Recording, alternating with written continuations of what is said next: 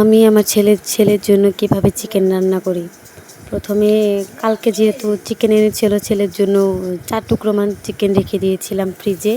সেটাকে এখন রান্না করব। ডুমো ডুমো করে ছোটো ছোটো করে আলু কেটে দিয়েছি 2 টোমান। তারপরে এখন অল্পটুকু আদা নিয়েছি, এটা থেতলে বেটে নিব। যেহেতু অল্পটুকু মশলা, বেশি কিছু মশলা দিব না, যেহেতু মিক্সারে দিতে পারবো না, সেজন্য আদা আর পেঁয়াজ, তারপরে কিছু জিরে, তারপরে এখানে ফোড়ন দিয়ে নিচ্ছি জিরে, তেজপাতা, এলাইচি আর লং।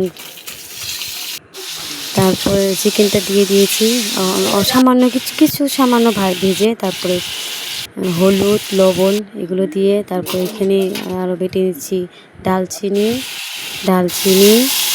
এলাচ আর কিছু গোলমরিচ, 5-6টা গোলমরিচ আছে।